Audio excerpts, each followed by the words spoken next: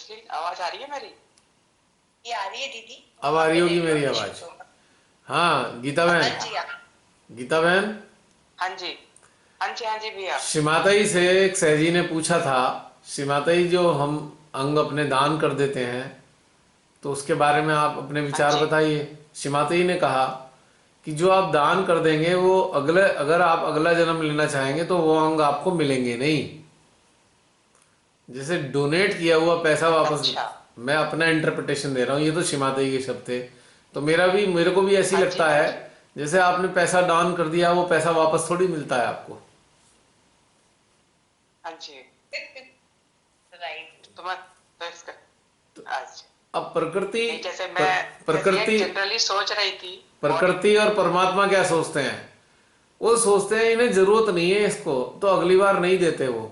हमने ही तो डिनाई किया है ना, हमने उनकी दी हुई गिफ्ट को वापस कर हाँ दिया जी। उन्हें। तो वापस करने का मतलब क्या होता है भाई, हम पे तो है, हम नहीं अच्छा। ले रहे, हम आपको वापस कर रहे हैं।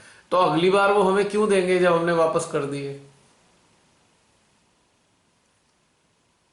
अच्छा, मैंने तो अपनी आई डोनेट का फॉर्म भरा हुआ है, इसलिए पूछ रही थी मैं। अब अगले अगले जीवन में अब मैं क्या कहूँ, अगले जीवन में क्या होगा फिर अगर आप जीना लेना चाहेंगी तो सोच लीजिए। नहीं, मतलब अब आपकी बात मैंने पहली बार सुनी है, इसलिए मैं पूछ रही थी कि करना चाहिए नहीं करना चाहिए, मेरी क्योंकि बात मुझे नहीं इसका पता है नहीं था। बहन, ये तो शिमादाई ने बताया अच्छा। है। ये मेरी बात नहीं है, क्योंकि हाँ। मुझे तो ये पता ही नहीं था कि ऐसा होगा, क्योंकि मैं तो नहीं जानता इस बात को। शिमाताई ने बताया हुआ है हाँ कि जो जी। आप अंग दान कर देंगे वो अगले जीवन में आपको प्राप्त नहीं होंगे। तो इसका मतलब नहीं करने चाहिए। भाई मैं ये नहीं कह रहा, आपका दिल कर रहा है आप सारे अंग दे दो, मुझे क्या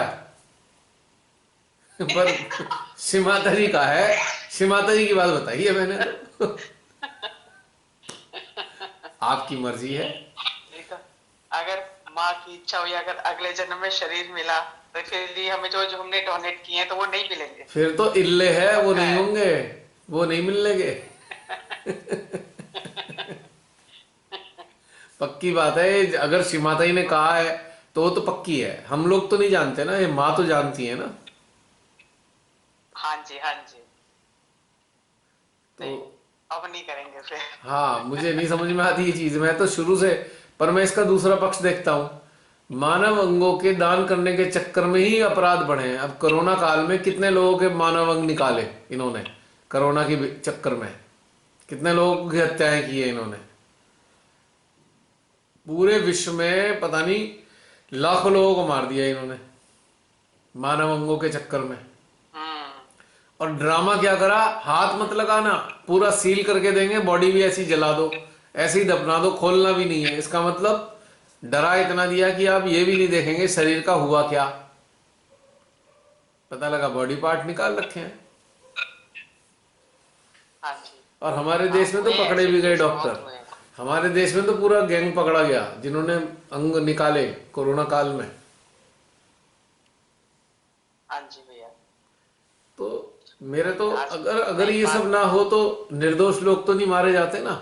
अगर जो लालची लोग हैं जो कहते हैं मेरे को किडनी लगा दो, मेरे लीवर लगा दो, मेरे ये लगा दो, उन लालची लोगों के कारण हत्याएं हुई हैं। सच्चाई तो ये है, उनके लालच ने अपराध को जन्म दिया है। हम्म। अब एक तरफ से तो लोग बड़ी सही बात महानता है। वाली बात लगती है, हम अपने अंग दान दे रहे हैं। तो मैं अंदर से सोचता हूँ भाई आपको अथोराइज किसने किया अंग दान करने के लिए? भगवान जी से पूछा हाँ था? जी। भगवान जी से पूछा कि दान करने या नहीं करने? ये तो इतना कभी सोचा ही नहीं, इतना तो कभी चिंतन किया ही नहीं कि इसका ये पहलू भी हो सकता है। अब मुझे तो लगता है कि बहुत से लोग ऐसे भी देखे मैंने जिनके बचपन से ही आंखें नहीं है, तो ऐसे ही महान दानी होंगे वो, जिन्होंने पहले दान कर दिए होंगे और आज इस बार तो मिली नहीं उन्हें आंखें दोनों की दोनों। तो ऐसा हुआ होगा, क्या सही पता। कह रहे हो। ये तो रहस्य भगवान के अलावा कोई नहीं जानता। लेकिन ये हम तो आज इस रहस्य पे भी पर्दा उठ गया, इस पे भी माँ ने बता दिया। हाँ, माँ बता चुकी है इस बारे में। और ये मैसेज बहुत लोगों को भी जाएगा अच्छा है, पता चल गया। वैसे बहुत सारे लोगों ने माँ की बातें तो सुनी होंगी पहले से ही, बहुत से लाखों लोगों ने, लाखों करोड़ों लोगों ने सुनी होंगी माँ की बातें। पर चलिए एक बार को रिपीट हो जाएगा, उसमें क्या है। वैसे इस बारे में पहले भी जूम सेशन में बात हुई है, ये नहीं पता कब हुई थी लेकिन हुई भी अच्छा। है बात, हाँ।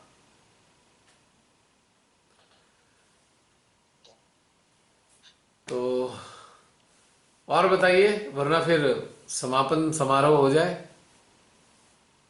भैया मैं आज के ध्यान के लिए बता रही थी। जी बताइए। जैसे आज का ध्यान जैसे शुरू किया, आज मुझे विचार बहुत आ रहे थे।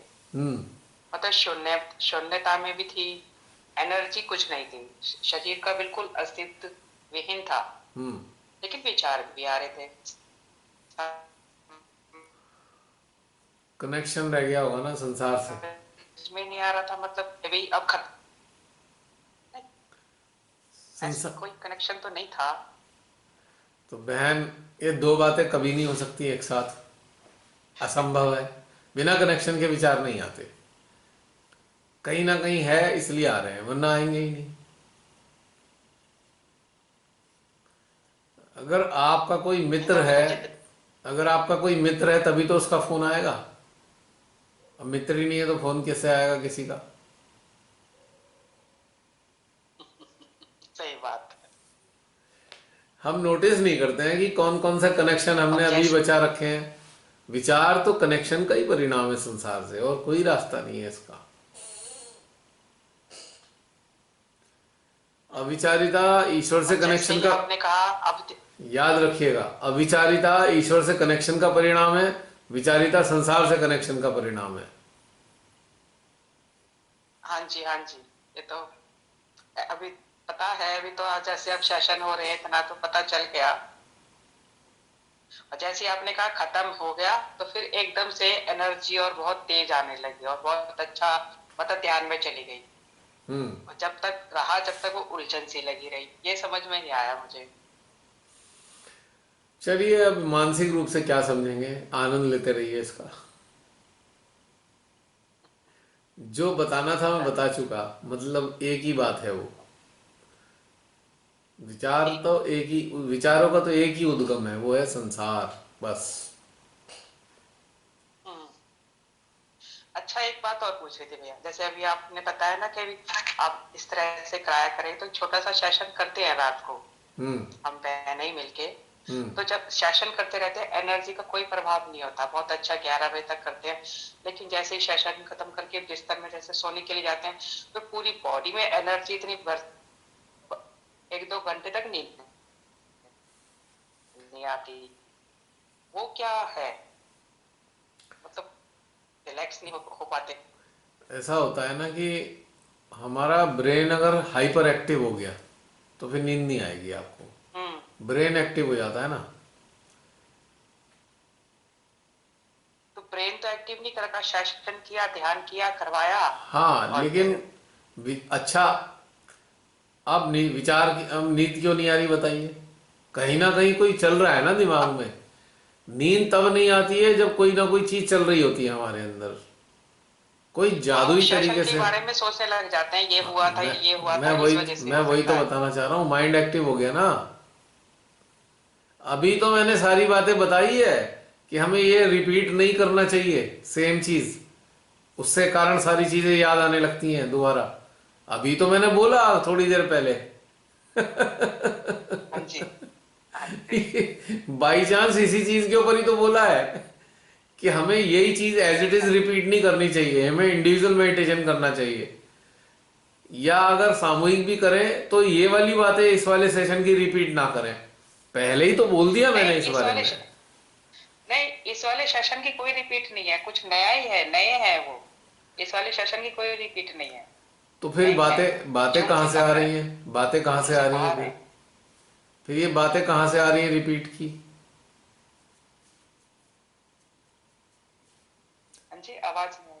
मैं कह रहा हूं कि आपको एक इंटरेस्टिंग बात बता दूं, जो चीज हाँ बिल्कुल जी। नई होगी, एकदम नई होगी, वो रिपीट नहीं होगी ना आपके माइंड में चलेगी। हम्म। जिसको आपने एक बार रिपीट कर दिया वही माइंड में चल जाएगी, बस ये बात समझ लीजिए, गांठ बांध लीजिए इस बात को। जब मैं प्राची से बात कर रहा था, मैंने उसमें बोला था ना कि हमें इंडिविजुअल मेडिटेशन करना है।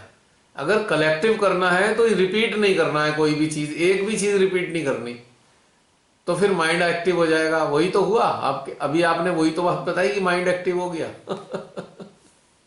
हाँ जी, हाँ जी। वो तो मैं पहले ही बता चुका आपको, ये बात अच्छा आपने सुना भी होगा मेरी बातें, ये जब मैं अब प्राची समझ में आया।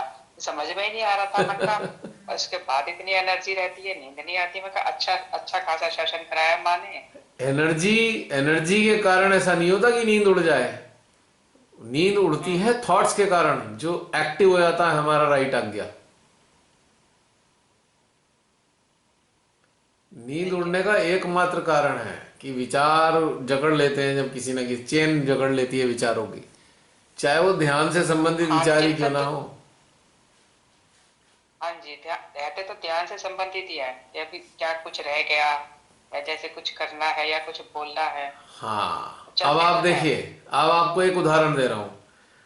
अब जैसे जूम सेशन चल रहा है, अब ये समाप्त होगा ना, और आपको अच्छी नींद आएगी, स्ट्रांग नींद आएगी, सुबह तक आप हिलेंगे नहीं, बढ़िया नींद आएगी। लेकिन अगर इसे आप रिपीट कर लेंगे, इसी बात को, कुछ चीज़ों को, फिर आपका माइंड एक्टिव हो जाएगा, फिर नींद उड़ जाएगी। आजमा के देख लेना आप।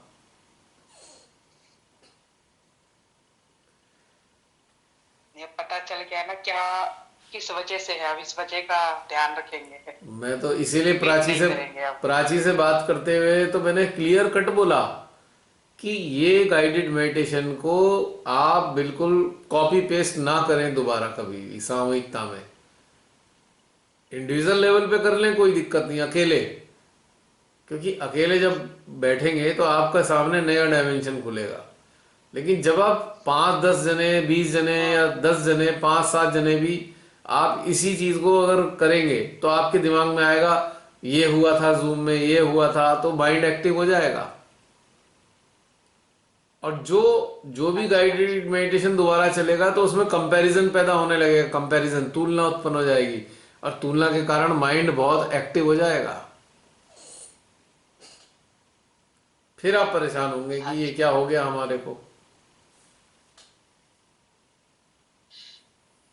नहीं, आजकल थोड़ा सा जैसे सेशन चल रहा है, जैसे एक साल, 1 साल से ये जूम सेशन में हूँ। काफी अच्छे अच्छे माने एक्सपीरियंस कराए हैं, खूब अच्छा अनुभव। जैसे कई बार आप बताते भी हैं कि ये इस तरह से करना चाहिए, तो किए भी हैं। हम्म। लेकिन जैसे जैसे किसी को बताने लगे तो शाब्दिक ज्ञान नहीं आ पाते मेरे। तो मैं उसको उसको करने के लिए आजकल वो पढ़ रही थी मैं, सहज ब्रह्म विद्या। हाँ जी। तो वो ही दिमाग में चलते रहते हैं। तो ये गलत है, सही याद रखने के लिए। मैं आपसे वही तो कहना चाह रहा हूं कि अगर हम याद रखने की कोशिश करेंगे तो ध्यान की ओरिजिनलिटी खत्म हो जाएगी, आपका ध्यान घटित नहीं होगा। तो फिर किसी को, आप जैसे जो आपने ग्रहण कर फिर लिया, नए को कैसे कैसे बताएंगे, फिर आप ध्यान कैसे बताएं? तो रट्टा मार के थोड़ी बताना है, अनुभव के आधार पे बताना है। नहीं नहीं, रट्टा तो नहीं मारना, लेकिन जैसे कुछ शब्द होते हैं, तो रटने या नहीं है ना जैसे आपको। वो तो जब शब्द इस्तेमाल कर रहे हैं, वो तो श्री माता जी की आप नकल उतार रहे हो आप एक तरीके से। आप श्री माता जी ने हाँ जी, गाइडलाइन दी, आप श्री माता जी ने गाइडलाइन दी, तो आप उस गाइडलाइन का पालन करें, अनुभव प्राप्त करें, और अनुभव को लोगों को बताएं। अगर हम उनकी बातों को, हम श्री माता जी तो है नहीं, हम एज इट इज उनकी बातों को अगर बताने की कोशिश करेंगे तो वो सारा कहानी खराब हो जाएगी। नहीं, एज इट इज तो नहीं बता पाती हूँ, एज इट इज तो नहीं बता पाती, बता तो अपने शब्दों में ही है, अब जो मैं अपने बताऊं, अनुभव में है। जैसे कि एक बार, कई बार मैंने अटेंड किए self relation program, public program, उसमें तो बताने वाले ने तो हैरान ही कर देते थे। जैसे श्री माता जी ने समर्थ गुरु रामदास का वर्णन किया, तो श्री माता जी का ही अनुभव वो बता रहे हैं, समर्थ गुरु रामदास ऐसा करते थे, वैसा करते थे। अरे भाई, वो कैसा करते थे वो तो माँ ने देखा, तुमने क्या देखा रामदास गुरु का, वो बताओ। हमारा तो लापता है, पर हम उनकी बातें ही बताए जा रहे हैं। तो इससे क्या हो रहा है, आपका माइंड एक्टिव हो रहा है ना। आप श्रीमाता जी की बातों को याद करने का प्रयास कर रहे हैं, तो माइंड एक्टिव हो गया, तो ध्यान की ओरिजिनलिटी खत्म हो गई ना। आप ध्यान की या किसी बात की ओरिजिनलिटी खत्म हो गई। बार बार हमने एक बात कही है, हम किसी को बताएं तो अपने अनुभव बताएं, बाकी कुछ ना बताएं। एक मिनट जा बहन बताइए, ये जो हम याद करने की कोशिश करते हैं ना, ये बताया था वो बताया था, उससे ही तो माइंड एक्टिव हो जाता है और फिर तुलना शुरू हो जाती है। मान लीजिए किसी ने, मान लीजिए जूम सेशन वाले लोग हैं, आप ही हैं, और आपने अलग से एक और सेशन शुरू कर दिया ऐसा ही, तो आप में से ही कुछ लोग तुलना करना शुरू कर देंगे। जो आपको ध्यान करा रहा है उसकी तुलना इस जूम सेशन से होनी शुरू हो जाएगी, अपने आप ऑटोमेटिकली हो जाएगी आपके अंदर। उससे माइंड एक्टिव हो जाएगा। जब माइंड एक्टिव होगा तो ध्यान का तो कचरा हो गया। ये मेरा पॉइंट है। श्री माता जी के जो उदाहरण हैं वो भी बता देते हैं सहजी लोग। आश्चर्य होता है मुझे, भाई अपने उदाहरण बता दो, अपने अनुभव बता दो। भाई श्री माता जी ने एक गाइडलाइन दी है, हम श्री माता जी गाइडलाइन की बात कर देते हैं, ठीक है। आप अपने रेफरेंस के लिए गाइडलाइन दे सकते हैं, आप अपने अनुभवों के साथ में रेफरेंस दे सकते हैं, लेकिन सूखा सूखा बिना अपने अनुभव के हमने सीधा सीधा माँ की बात बता दी, तो इससे कोई लाभ ही नहीं है ना। आपके लिए तो श्री माता जी की बात लाभदायक हो सकती है, लेकिन आपके द्वारा वही वाली बात किसी अन्य को जो बताई जा रही है उसके लिए कोई खास लाभ नहीं है उसका। आपके खुद के अनुभव से दूसरे को लाभ होने वाला है, क्योंकि उसमें आपकी अनुभव की सत्यता शामिल होगी और उसमें एनर्जी बहुत होगी। वो ज्ञान तो श्री माता जी का है। श्री माता जी का ज्ञान हमारे खुद के उत्थान के लिए सुंदर है, पर हम एज इट इज उसे रट रट कर किसी को बता दें तो वो सही चीज नहीं है। अब वो हमें अपने अनुभव के आधार पर बताना चाहिए, बस ये कहना है मेरा। नहीं रही, वैसे पढ़ने के लिए अपने बस ज्ञान के लिए पढ़ रहे थे, रटना नहीं है। रट तो सत्य ही नहीं है। नहीं, मैंने बताया तो अपने हमारे खुद के लिए तो ठीक है। आपने कहा ना कि किसी को बताना हो अगर, तो बताने लायक तो कुछ ही चीजें हैं जो हमें भी नहीं पता थी। जैसे बताने लायक क्या चीजें हैं, ये 7 चक्र होते हैं, 3 नाड़ियां होती हैं, ये हमें नहीं पता थी, ये श्री माता जी ने बताई है। लेकिन मैं ध्यान की बातें कर रहा हूं, I am talking about meditation, experience of meditation. तो हमें दूसरों को जो शेयर करने हैं वो अपने ध्यान के अनुभव शेयर करने हैं, ये कहना है मेरा। ठीक है, ठीक है, तो ये बात समझ में, हमें ये समझनी है ध्यान कि रखूंगी। हाँ, किसी भी नए आदमी को आप बताएं तो हमारे स्वयं के अनुभव हों, वो उधार के अनुभव नहीं होने चाहिए।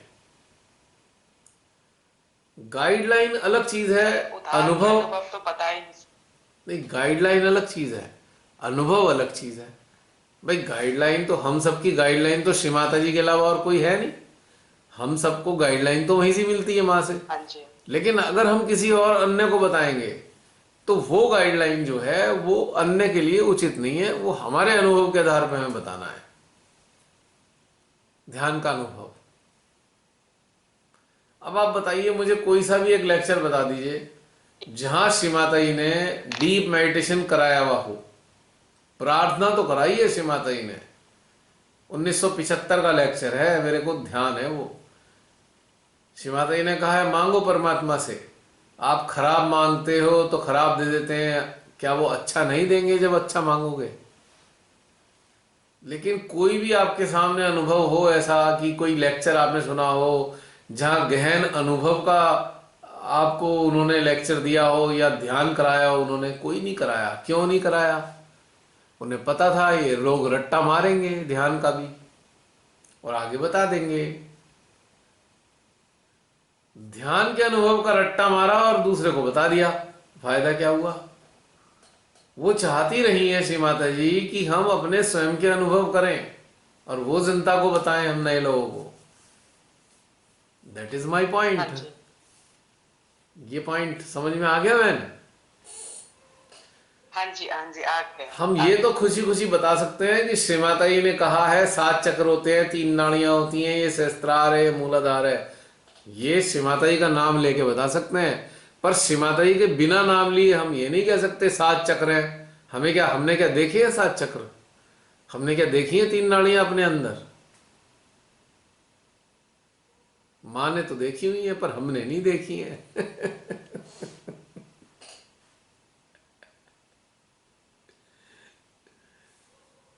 कुल मिला के कहने का मतलब ये है कि एक हमारे बहुत पहले की, हमारे से सीनियर थे, जब मैं पढ़ता था, बहुत छोटा स्कूलिंग थी जब, शायद मैं 9th 10th में होऊंगा। तो हमारे एक सीनियर थे, वो 2 साल सीनियर थे। वो बेचारे कई साल से सीनियर ही रहे, वो पास नहीं हुए। वो क्या करते थे, उन्हें पढ़ने वढ़ने में रुचि तो थी नहीं।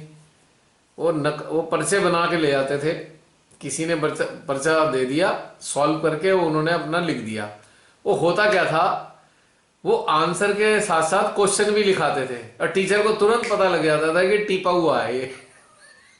उन्हें फिर वो फेल कर देता था।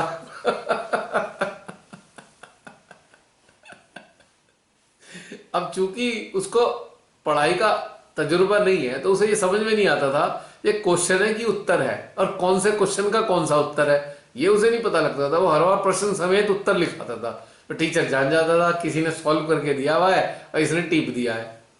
तो 5-7 साल वो फेल ही रहे 12th क्लास में। 5 साल 12th क्लास में बिता दिए। बाद में वो नेता हो गए थे, स्टूडेंट लीडर। तो मेरा कहने का मतलब है, रट्टा जो होता है ना, हमेशा नीचे ले जाता है। रट्टे से बचना चाहिए। हमारे ही बहुत से कुछ सहजी हैं जिन्होंने रट्टा मार मार के आगे बताना शुरू करा, और बाद में आज उनकी ग्रोथ व्रोथ सब गड्ढे में चली गई, क्योंकि खुद तो उन्होंने कुछ पाया नहीं अंदर से। इसका उठाया वहां बता दिया, वहां से उठाया वहां बता दिया, तो क्या फायदा हुआ इस चीज का? हाँ तो जी। अपने एक्सपीरियंस को ही आगे एक्सप्रेस करना है, हमें उठाना नहीं है। अगर हमसे हमें कहीं एक अच्छी चीज ध्यान में प्राप्त हुई किसी के माध्यम से, तो हम उस चीज को अनुभव करें, अपने तरीके से अनुभव करें और फिर बताएं। रट्टा नहीं, उससे ग्रोथ नहीं होती। तो बहन, मैं क्षमा चाहूंगा आपका दिल तोड़ने के लिए। नहीं नहीं, क्षमा की क्वेश्चन तो मैंने ही पूछा है, जो मेरे अंदर है। आप आपने क्यों क्षमा मांग रहे आपने हैं? क्वेश्चन पूछा, पर गलती मैंने तो तो मेरी आपका दिल है। तोड़ दिया। नहीं नहीं भैया, नहीं, दिल क्या तोड़ दिया। नहीं टूटा? अगर मुझे ऐसे लगता कुछ होता तो मैं पूछती नहीं। जो मेरे अंदर उलझन चल रही है, विचार विमर्श चल रहे हैं, चिंतन चल रहा है, उसका जवाब भी तो मिलना चाहिए था ना। चलिए, आपको एक चीज तो बहुत अच्छी आज बातचीत में आ गई। आंखें आपने दान करने की सोच ली थी, वो गड़बड़ से बच गई हैं आप। बच गई हैं आप बहुत, हाँ मतलब बता नहीं सकता मैं आपको।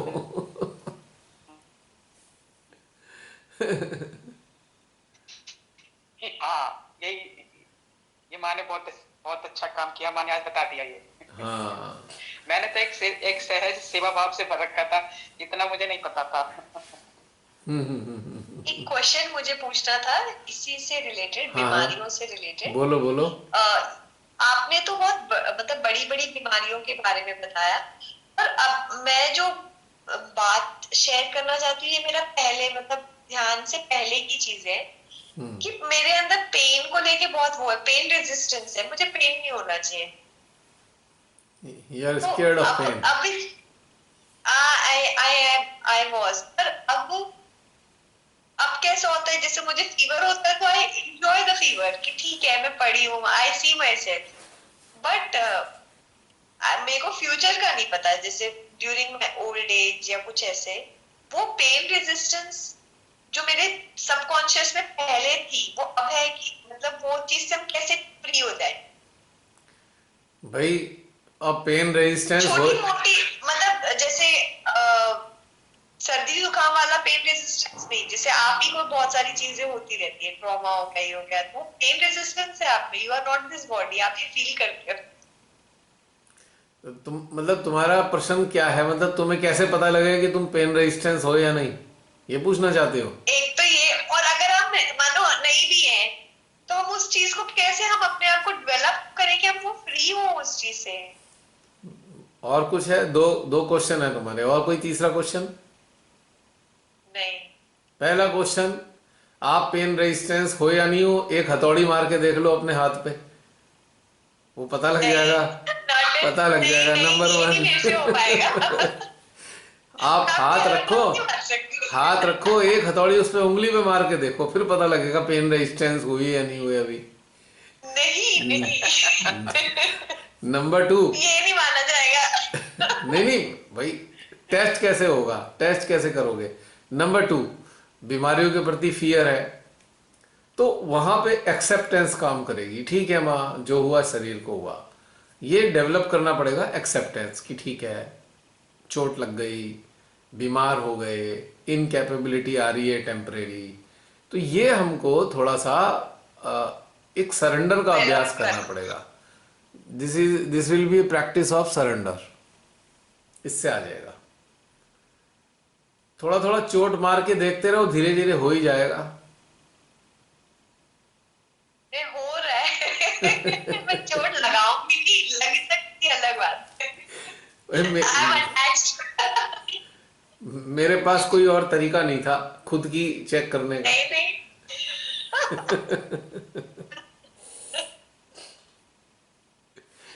क्योंकि मैं देखती हूँ आप शेयर करते हो कुछ चीजें, तो मैं सोचती हूँ मेरे अंदर ऐसा है कि नहीं, तो आई फील। क्योंकि ये 10 साल पहले का स्टेटस मैंने बताया था कि आई यूज्ड टू तो गेट लाइक, मुझे लेटेस्ट पेन। वाला तो टेस्ट करना पड़ेगा, उसके लिए तो कुछ करना पड़ेगा। या गिर जाओ जानबूझ के कहीं, हाथ पैर थोड़ी चोट लगा लो। नहीं, उतना तो हम इग्नोर कर लेते हैं। तो और कोई तरीका नहीं टेस्टिंग करने का। ओके। मेरे तो वैसे मैंने तो बहुत सारी चीजें नोट की हैं। पेन के कई ग्रेड मैंने महसूस किए, तो मैं तो उसे बता सकता हूँ कितने ग्रेड के पेन हो सकते हैं। अभी तक जितना अनुभव है वो बता सकता हूँ। लेकिन उससे भी कॉप अप करने का एक सबसे अच्छा तरीका है कि भाई दर्द शरीर को है, हमें थोड़ी दर्द है। जब हम दर्द में इन्वॉल्व हो जाते हैं, when we become involve in pain, only then we feel trouble. Pain भले ही है पर हम उसमें इन्वॉल्व नहीं है। ठीक है, शरीर को पेन हो रहा है, हमें नहीं हो रहा ना। हमें क्या प्रॉब्लम है, हमें कौन सा चोट लग गई? हमारे शरीर को चोट लगी है, हमको थोड़ी चोट लगी है। हमारे शरीर में दर्द है, हमको थोड़ी दर्द है। ये एक प्रकार की स्टेट डेवलप करनी पड़ती है। ये भी एक प्रकार का सरेंडर ही है। सेल्फ काउंसलिंग के जरिए सरेंडर डेवलप किया जा सकता है। ओके। अब जैसे कई बार तुम्हें बुखार उखार हुआ हो, याद कर लो तब कैसा अनुभव किया था, क्या इस शरीर को क्या माना था, चलाया कैसे था इसे, तो उससे थोड़ी सहायता मिल जाएगी। हाँ, वो सारे एक्सपीरियंसेस पॉजिटिव नोट पे ही है कि ठीक है, पड़े हुए हैं, कोई ऐसे नहीं, मतलब फ्री है, रिलैक्स है, वो वाला तो फिर ठीक तो है। तुम्हारे को निडिल पर फोबिया एक भी होगा, इंजेक्शन की सुई देख के चक्कर आते होंगे फिर तो। नहीं, ये सब कुछ नहीं है। मेरा मेरा मेजर ट्रॉमा पेन का ये हुआ जब मेरी लेबर पेन्स थी, मेरी जब डिलीवरी हुई, तो मुझे बहुत ट्रॉमा हो गया उस चीज का।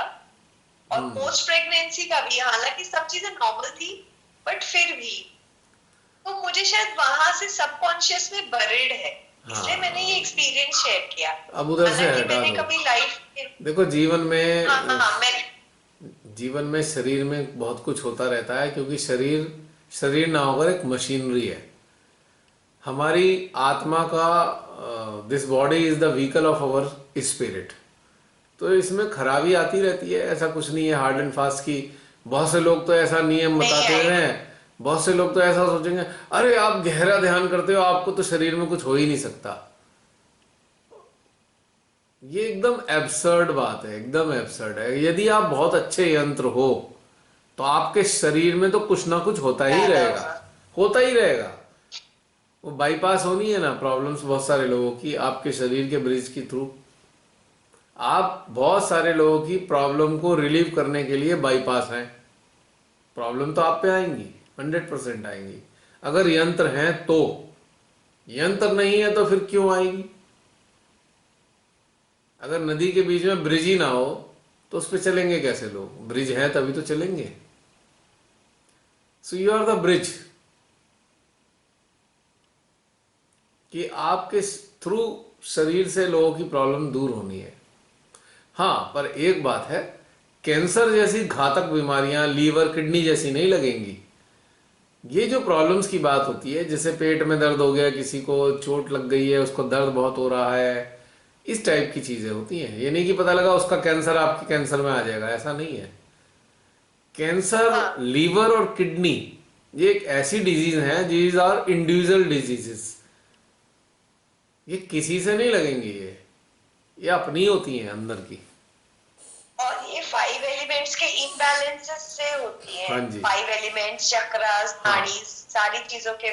बहुत सारी चीजें हैं इसके लिए, लेकिन मेन मेजर चीज पता है क्या है, कि ये जो ऐसी गंभीर रोग हैं वो हमारे एक तरीके से पूर्व जन्मों के कारण भी लगते हाँ। हैं। कुछ बहुत सारे कारण है, एक बार लिखा था ना, 20 कारण है, लगभग 20 कारण डिजीज लगने के, 18-20 कारण होते हैं। लेकिन ये वाली चीजें हम पे बाईपास नहीं होंगी। कभी कोई सोच जाए, हाय इसको कैंसर वाले को देखने गया था, मेरे ना कैंसर हो जाए, नहीं, ये वाली बीमारी नहीं लगेगी। ये बाईपास नहीं होती है, ये ट्रांसफरेबल नहीं है, या बाईपास होने के लिए नहीं है। छोटी मोटी चीजें, किसी को तकलीफ है, कोई मन में दुख हो रहा है, किसी को एंजाइना की प्रॉब्लम आई है, उसके रिफ्लेक्सेस आएंगे, बीमारी ट्रांसफर नहीं होती है। इसीलिए श्री माता जी ने कहा था, हम दूसरों की बाधाओं को अपने भीतर में लेकर उन्हें बाधा मुक्त करते हैं। ये वैसे ये शब्द कई बार रिपीट हो चुके हैं सेशंस में, तो जब जरूरत होती है तो अपने आप आ जाती हैं ये चीजें। ये तो चूंकि व्यक्तिगत अनुभव भी है मेरे को पिछले 20-21 साल का, कि ऐसा होता रहा है। लेकिन बहुत घातक बीमारियां नहीं बाईपास होती हैं, उसके लिए तो खुद मेहनत करनी पड़ेगी।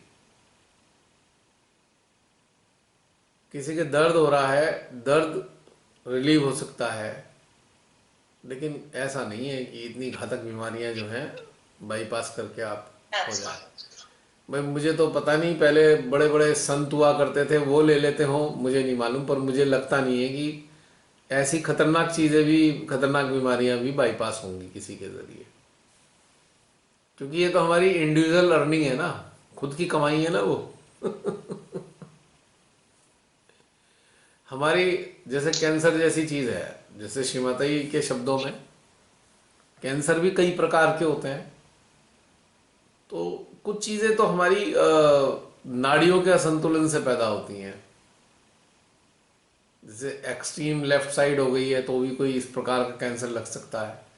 और अनुवांशिक भी होते हैं कैंसर, जरूरी नहीं है कि आप असंतुलित हो, लेकिन अनुवांशिक है तो जेनेटिकली आपके उसमें बैक्टीरिया होता है बॉडी में, वो सरफेस पे आ सकता है। और मेडिटेशन अच्छा चलेगा तो सरफेस पे आएगा, तो वो ठीक भी हो सकता है, क्योर भी हो सकता है, दोनों ही चीज़ें हैं। लेकिन कोई हार्ड एंड फास्ट रूल नहीं है, कोई कह दे कि ये बहुत अच्छा ध्यान करने वाला है, इसको कोई रोग नहीं हो सकता, ये हार्ड एंड फास्ट रूल नहीं है, क्योंकि उसके बहुत सारे कारण हैं। जैसे कई बार रिफ्लेक्शन इतने ज्यादा होते हैं ना, मतलब हमें एकदम से कोई परेशानी होती है तो हम अपने मध्य हृदय और सहस्त्रार पे रह के उसको मतलब देखते हैं कि हमारी है या मतलब रिफ्लेक्शन आ रहे हैं, तो पता चलता है कि रिफ्लेक्शन है, तो हमें मध्य हृदय और सहस्त्रार पे बने रहना होता है। लेकिन हाँ, वो रिफ्लेक्शन इतने ज्यादा होते हैं ना कि हमारी अटेंशन बार बार हट जाती है हाँ, हमारे हृदय फिर से। उसे हम अपनी मान तो लेते हैं। उस स्टेज में क्या करना चाहिए फिर?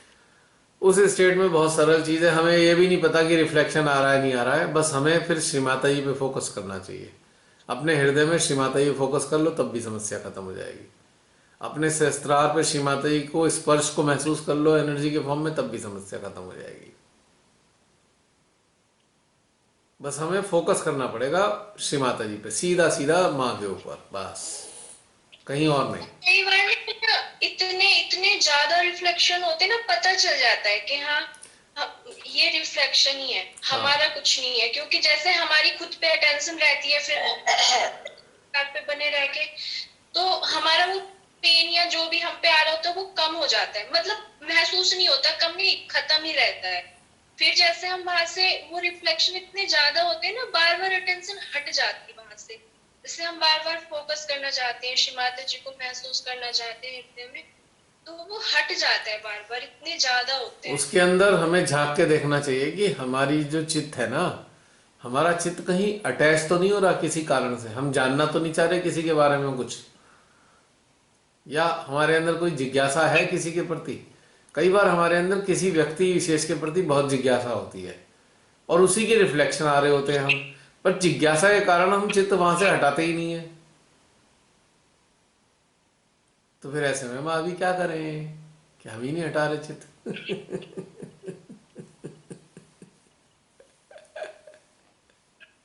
हाँ, सांसद था, इतना भारी लग रहा था।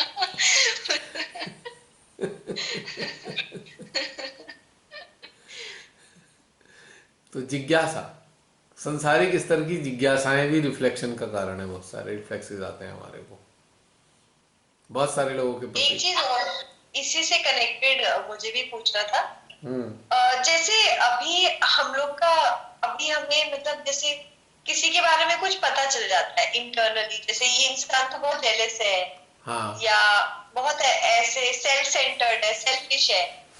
पहले तो नहीं समझ में आती थी, अब चीजें समझ में आती है। फिर ना बड़ी देर तक ऐसे पॉज ही हो जाता है अंदर तक, ऐसे थे इसके तो इतना ट्रस्ट कर रहे थे, या ये तो हमारे बहुत क्लोज एसोसिएशंस में थे, और ऐसे अंदर से तो वो हटती नहीं है चीजें। एक्चुअली उससे क्या है? आप ट्रस्ट क्यों कर रहे हो, अब इसको ढूंढना पड़ेगा, पहले उसकी खोजबीन करिए। ट्रस्ट इसलिए कर रहे हो कहीं इमोशनली अटैच तो नहीं हो। तो अगर आप इमोशनली अटैच हैं तो आपको दुख लगेगा, अगर आप इमोशनली अटैच नहीं है तो कोई दुख नहीं लगेगा। भाई ठीक है, बहुत सारी चीजें आती हैं सबके सामने। ठीक है, तो अगर हम हैं तो फिर क्या करें? तो अब इमोशनली अटैच है तो उस अटैचमेंट को सरेंडर कर दो श्री चरणों में कि भाई अटैच तो होना ही नहीं, इमोशनली होना ही नहीं है अटैच। अब अटैच होना कैसे होता है, जैसे कि आप सड़क पे आपको चलना है, आपने पैर में एक रस्सी ली और एक किसी उससे खूंटे से बांध दी, तो कैसे चलोगे आगे? वो अटैचमेंट है, चलने नहीं देगा आगे को। और यात्रा आगे की ही चलनी है, यात्रा तो बंद नहीं होनी, लेकिन आपने खूंटे में अपना पाँव बांध दिया, ये इसे हम अटैचमेंट कहते हैं। और आप चलना चाहोगे और पैर बंधा हुआ है, तो आप खूब ताकत लगाओगे तो आपके पैर में दर्द होना शुरू हो जाएगा। तो इसी प्रकार से जब हम जिससे अटैच होते हैं और हमें किसी की खराब चीज़ पता लगती है और हमें दुख लगता है, अरे चीट हुए, तो हम क्या करते हैं, उससे दूर होने की कोशिश करते हैं, तो हमें पीड़ा होती है। दूर होने की कोशिश में पीड़ा हो रही है, क्योंकि हम अटैच हैं, यानी कि खूंटे से बंधे हुए हैं और ताकत लगा रहे हैं। तो भैया पहले रस्सी खोल दो, फिर चलना शुरू कर दो। फिर दर्द नहीं होगा, फ्री हो जाएंगे। फ्री हो जाएंगे।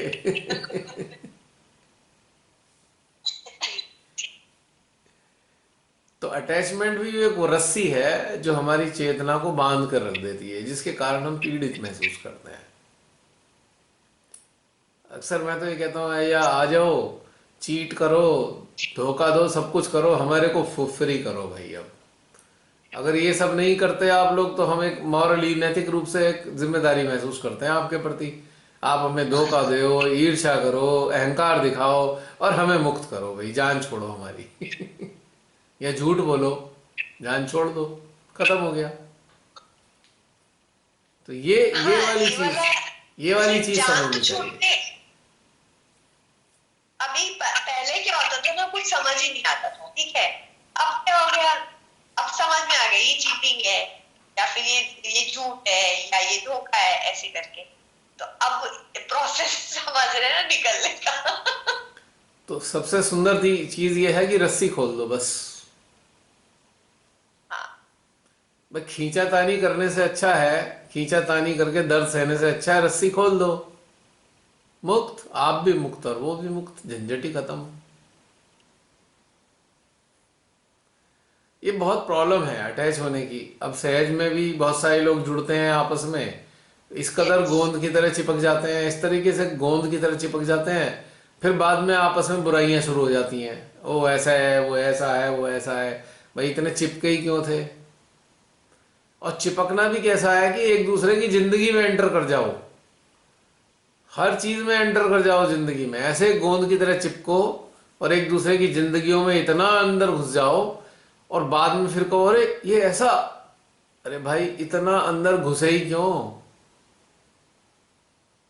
अब कोई आपके जीवन में इतना घुसेगा, आपके, अगर आप किसी के जीवन में घुस के कह रहे हो अच्छा ये ऐसा है, तो जरा इसके बिल्कुल उलट हो जाओ, किसी को अपने जीवन में इतना घुसा लो और फिर वो कहेगा अच्छा आप ऐसे हो, तो भाई इतना क्यों घुसा रहे हो? क्योंकि जो जैसा है वैसा है, हम तुलना कर रहे हैं, इसके कारण हमें खराब लग रहा है। वी आर कंपेयरिंग बिकॉज अब जैसे कोई गाय है, तो कोई बकरी है, तो कोई भेड़ है, तो कोई भैंस है। अब वो चारों में तुलना करोगे तो कोई बात बनी बना, चार अलग अलग प्रकृति के जानवर हैं, अलग अलग आकृति के हैं, अलग अलग गुण वाले हैं। अब उसमें हम तुलना करें अरे ये गाय जैसा क्यों नहीं है, ये तो भैंस है, तो यहाँ पे क्या जरूरत है ये सब करने की? और ये सब करता क्यों है इंसान? जब एक दूसरे के जीवन में इतना घुस जाता है तब ये सारी चीजें शुरू हो जाती हैं। जिसे कहते हैं ना कि आदर्श दूरी बना के रखनी चाहिए। आप जुड़ो तो हृदय से सबके जुड़ो, पर उसके जीवनों में मत घुस जाओ। पता लगा मैं आपके जीवन में घुस गया तो आपके जीवन नहीं चलने दे रहा, मैं हर चीज में अटका दिया मैंने आपको, या कोई मेरे जीवन में इतना घुस गया कि मेरे हर जीवन में अटका दिया, पारिवारिक जीवन में भी घुस गए, परिवार की चीजों में भी घुस गए। तो ये सहज ही अक्सर करते हैं, अब फिर बुराइयां पैदा होती हैं। हृदय से जुड़ना है, चिपकना है तो हृदय से, इमोशनली नहीं चिपकना कभी भी। इमोशनली समस्या है सबसे बड़ी। This is the biggest problem among सहजीज। और फिर तो और बहुत सारी समस्याएं पैदा होती हैं जो अंतहीन है। तो जसलीन पॉइंट क्लियर हुआ? हाँ जी, वेरी मच। समझ में आया? न खुद बंधो न बांधने दो, बड़े अच्छी रिलेशन रहेंगे हमेशा, ऑलवेज एवरग्रीन।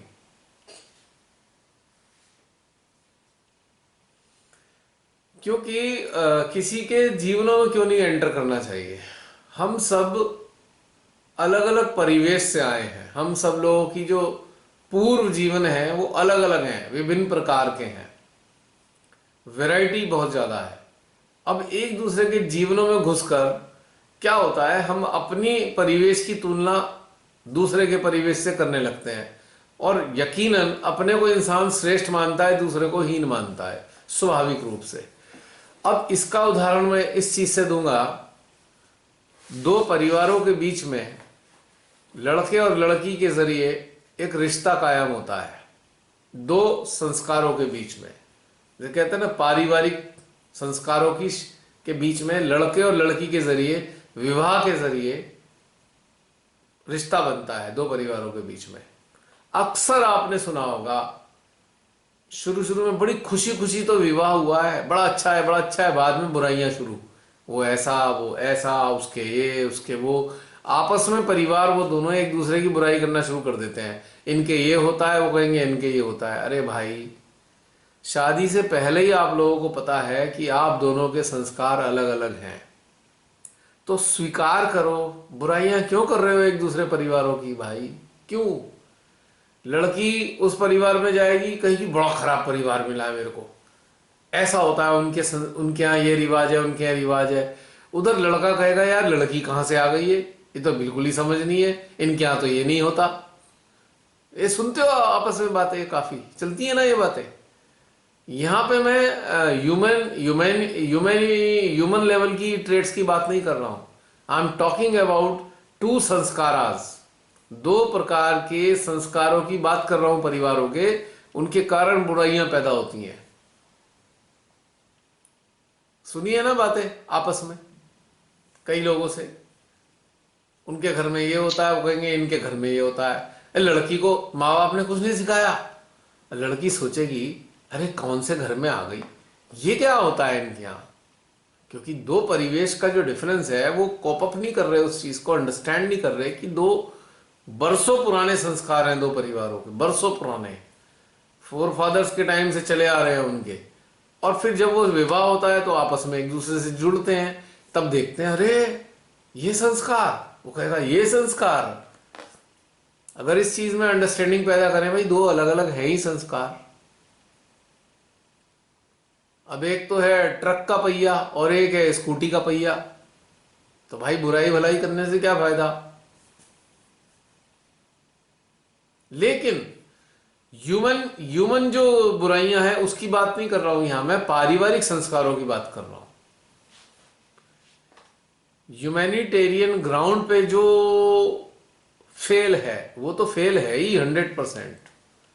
अगर कोई बहुत दुष्ट है तो उसे दुष्टी कहा जाएगा, वो संस्कारों के कारण नहीं है, वो उसकी अपनी चॉइस है कि वो दुष्ट है।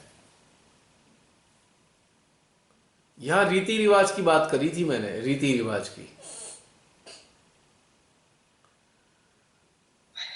ह्यूमैनिटेरियन ग्राउंड के तो ट्रेड्स क्या होते हैं कि ह्यूमन को कंपैशनेट होना चाहिए, ह्यूमन को लविंग होना चाहिए, ह्यूमन को रिस्पेक्ट करने वाला होना चाहिए, ये ह्यूमन ट्रेड्स हैं। अगर ये नहीं है तो डेफिनेटली वो खराब चीज ही मानी जाएगी। इसमें यहाँ पे पारिवारिक रीति रिवाजों का मैटर नहीं है ये, तो ये बात क्लैरिटी के साथ समझनी चाहिए। अब शादी से पहले वही लड़के लड़की उनका परिवार बहुत बढ़िया लगता था, जब एक दूसरे के परिवारों में एंटर करे और इतनी नजदीक से देखा तो बुराइयां शुरू हो गई। पॉइंट की बात यह है, यानी कि दोनों परिवारों को ये दूरी बना के रखनी चाहिए थी कि हमें इतना एंटर नहीं करना है। लड़के लड़की ने तो साथ ही रहना है, उसकी तो बात ही छोड़ दो, मतलब पारिवारिक को इतना एंटर नहीं करना चाहिए कि पता लगा वो सारी चीजें, इन बातों में खराबियां खराबियां खराबियां दिखने लग जाएं। हमारा कहने का मतलब ये है। अब ये रिश्तेदारी में भी देखता हूँ, कई चारों तरफ देखता हूँ मैं, अपने आसपास भी इधर उधर भी, कुछ रिश्तेदारी में लोग इस कदर एक दूसरे के अंदर घुस जाते हैं और साथ में रहेंगे, खूब दिखाएंगे हाँ बहुत बढ़िया बढ़िया, जैसे ही एक जना हटेगा दूसरे से बुराई शुरू, और हटेंगे भी नहीं उससे, रोज फिर वही साथ में रहेंगे और उसके एब्सेंस में फिर बुराई शुरू। मैं कहा यार what is this, what you are doing.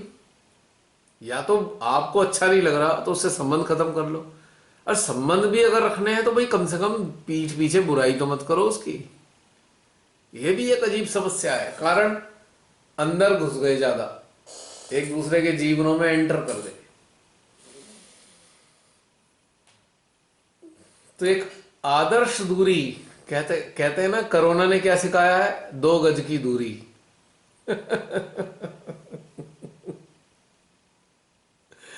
तो कुछ गज की दूरी रहनी चाहिए दो परिवेशों के बीच में, फिर कोई झंझट नहीं है।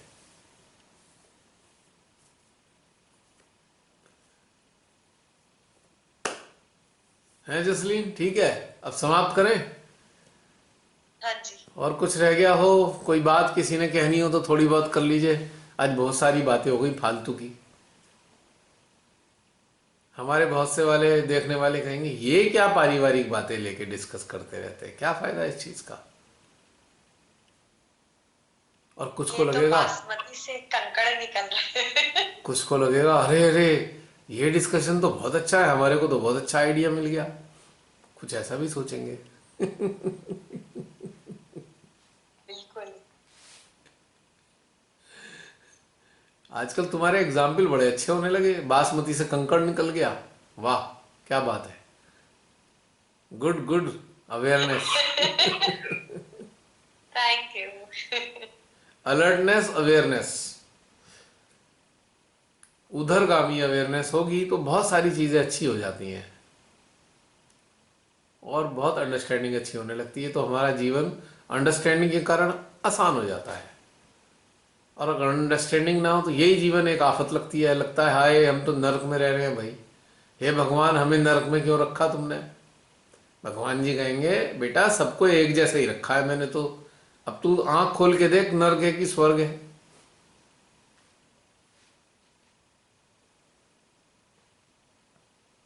नहीं, नजरिया बदला तो जीवन भी तो अच्छा हो गया।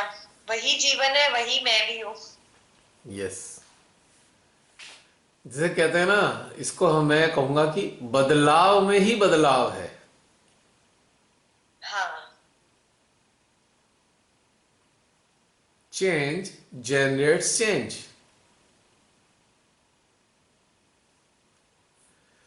चलिए और बताइए, और कोई। अब तो 5-10 जो 15-20 ही लोग होंगे हमारे, 10-15 लोग रह गए खाली। चलो समापन करें। हाँ जी। ओके। ओके, जय श्री माता जी। जय श्री जय श्री माता। राम।